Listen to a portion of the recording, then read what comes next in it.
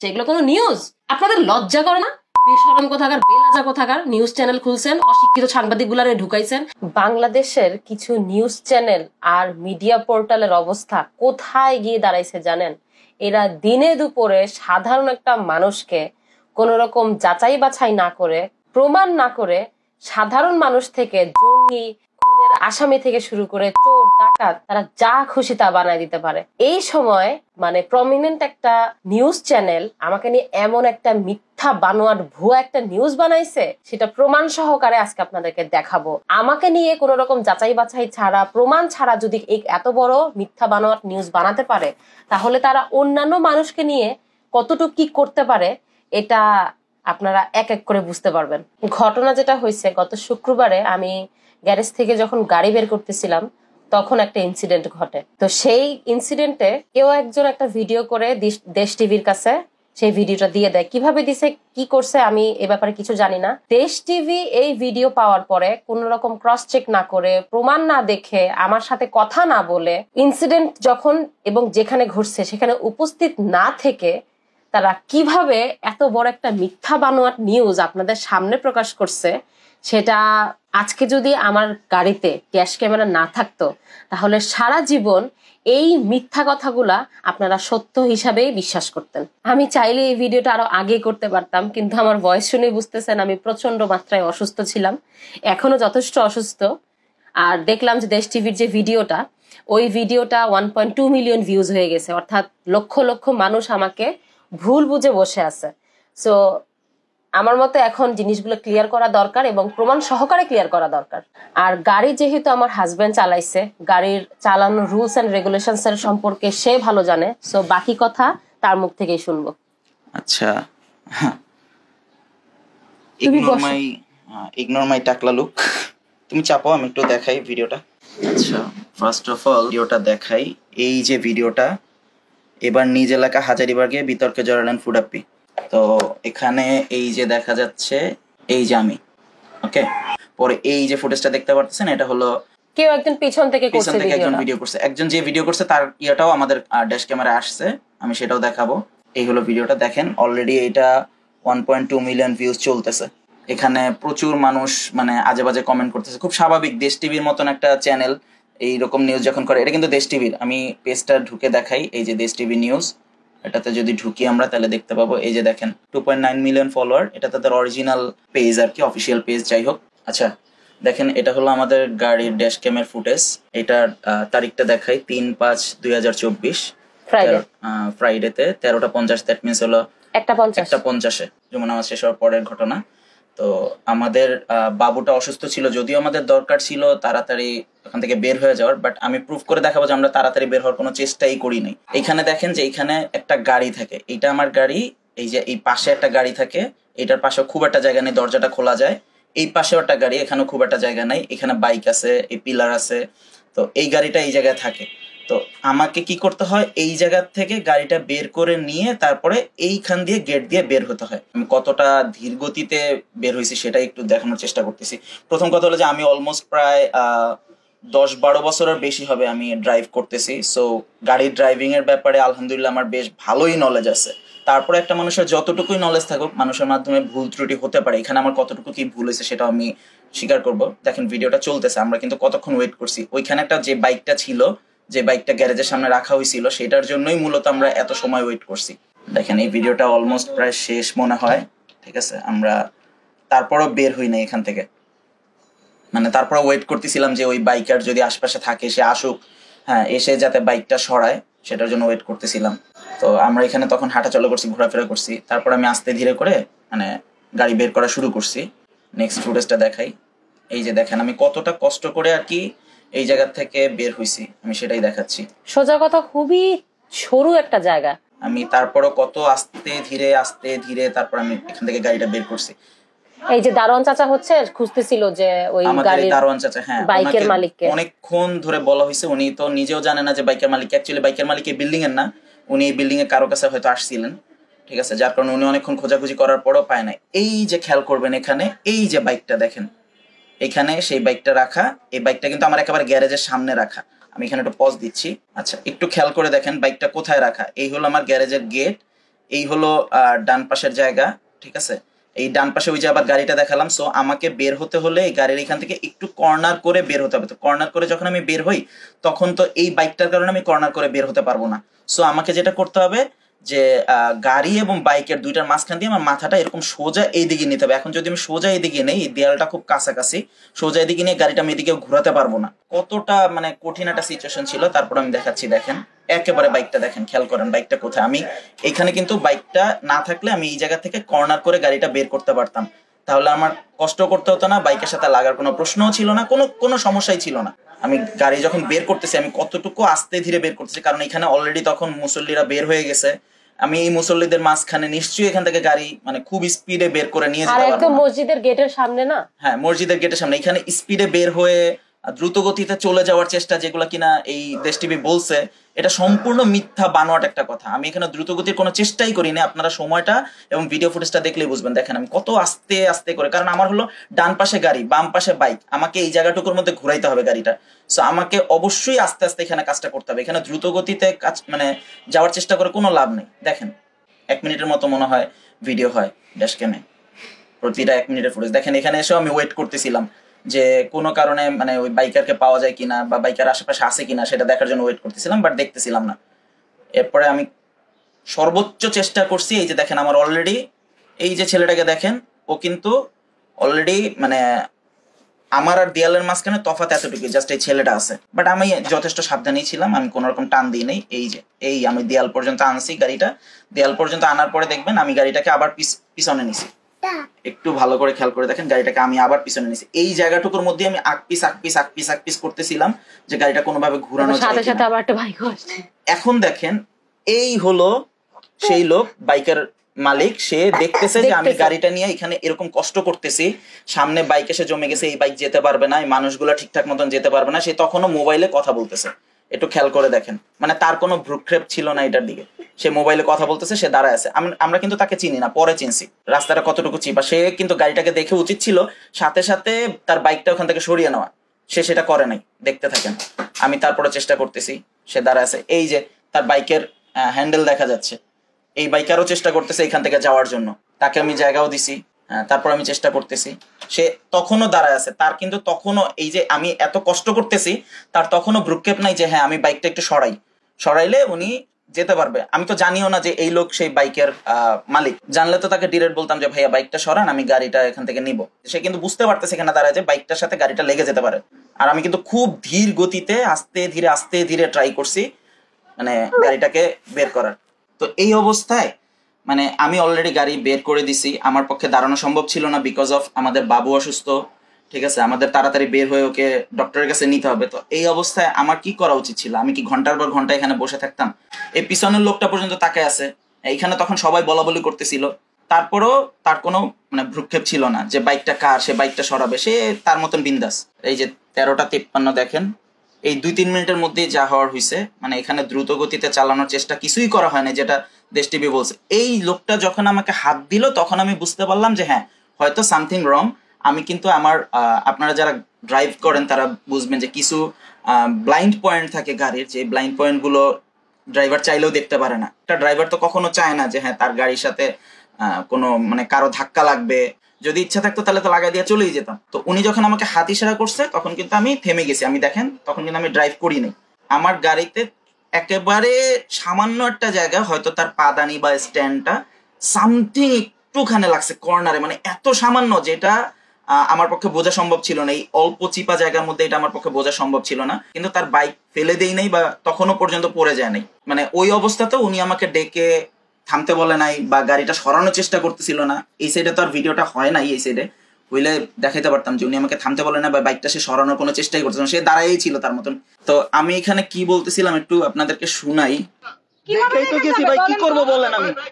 আমি কি করব কি বলেন? এই জায়গায় গেটের সামনে রাইখে গেছেন, আমি করব কি? এখানে উনি তখন আমাদেরকে বলতেছিল ভাই দেখা চালান না, হ্যাঁ দেখা চালানোর কথা বলতেছিল। তো এর চেয়ে আর কি দেখা চালাবো জানি না।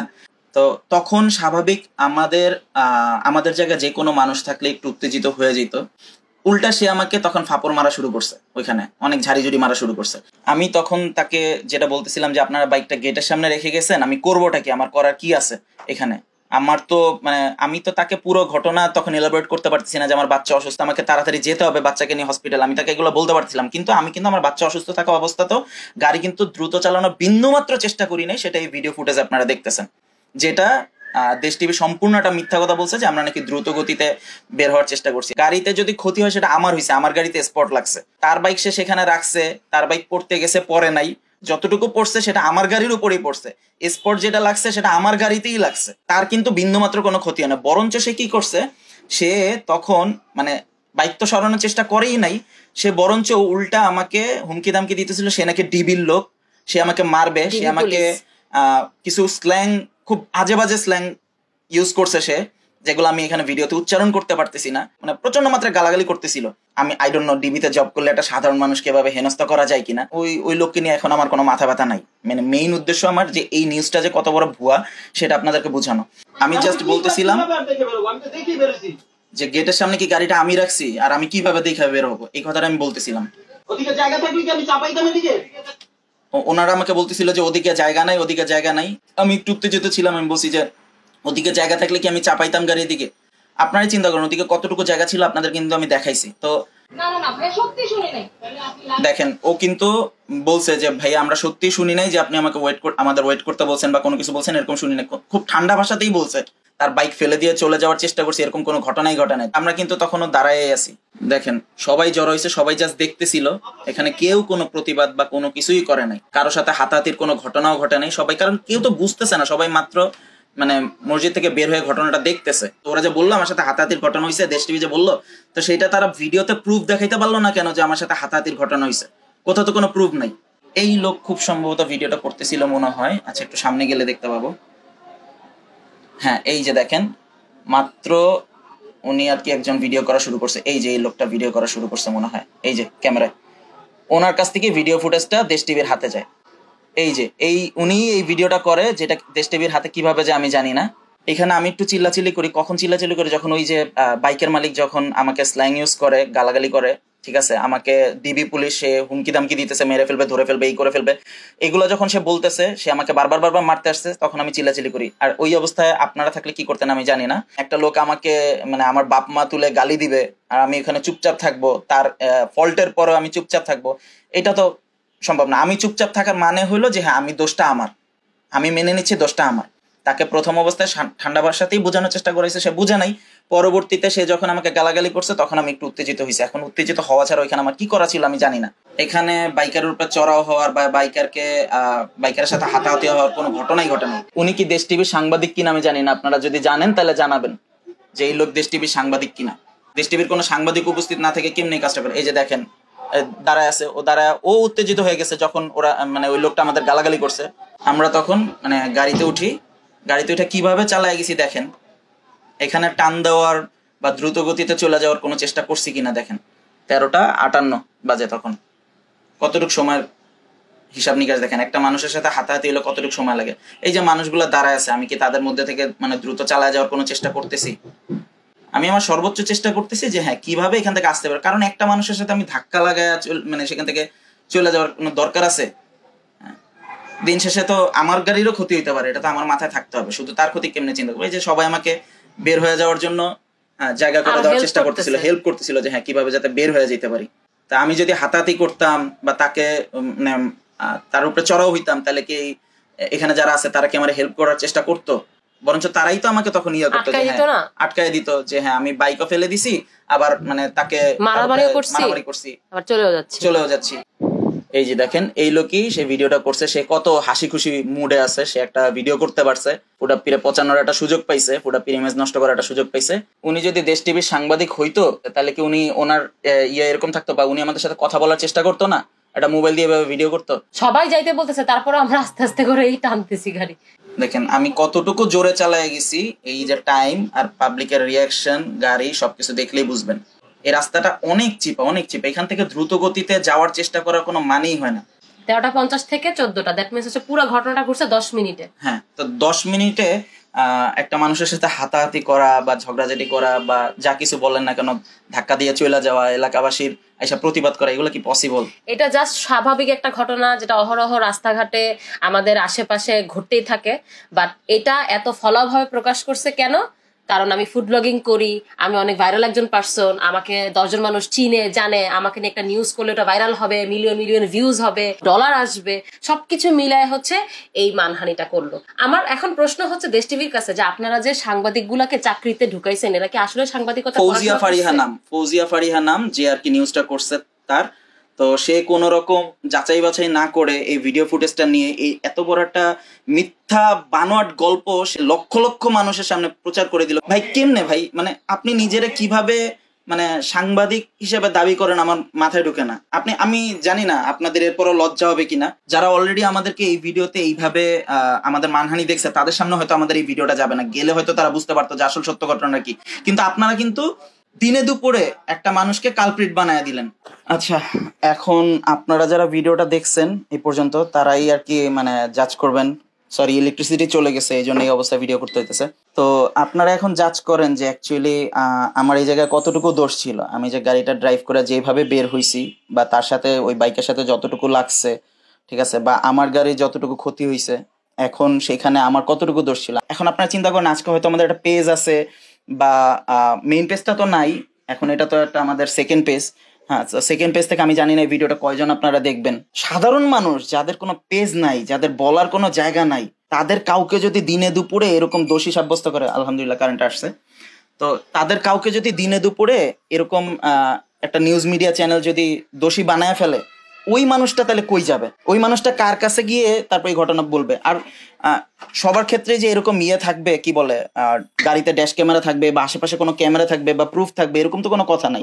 নাও তো হতে পারে, এরকম কোনো প্রুফ তো নাও থাকতে পারে। আজকে যদি আমাদের গাড়িতে 360 ক্যামেরা থাকতো তাহলে আরো সুন্দর মতন প্রুফ দিতে পারতাম। রাইট।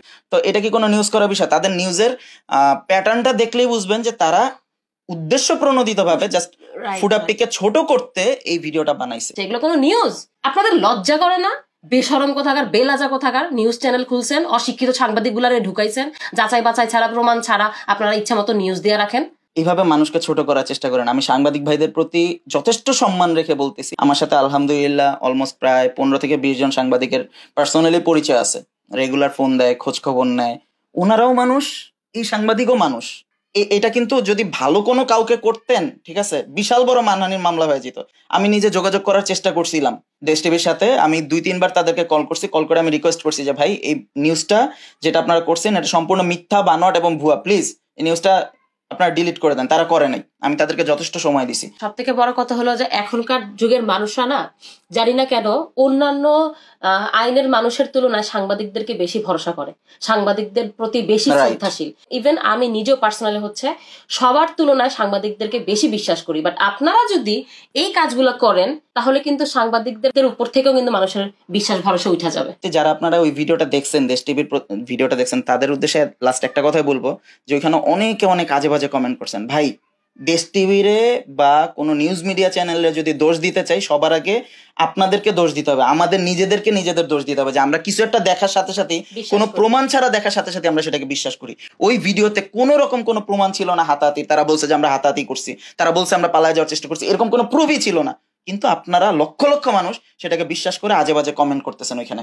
আপনারাই এই নিউজ মিডিয়া চ্যানেলকে মাথায় উঠাইছেন, যার কারণে আজকে তারা এরকম ভুয়া নিউজ করে মানুষকে ছোট করতে পারতেছে, মানুষকে আসামি করে ফেলতে পারতেছে, মানুষকে যা খুশি তাই করে ফেলতেছে। আমি সব নিউজ মিডিয়া চ্যানেলের কথা বলবো না, যেটা আমাদের সাথে ঘটনা ইনসিডেন্ট ঘটছে সেটা বললাম। যারা নিজেদেরকে সত্যিকারের সাংবাদিক বলে প্রমাণ করতে চায় তারা এই ধরনের নিউজ কোনোদিন করবে বলে আমার বিশ্বাস হয় না। ভালো থাকবেন, ঠিক আছে, মানুষকে ভালো রাখার চেষ্টা করবেন।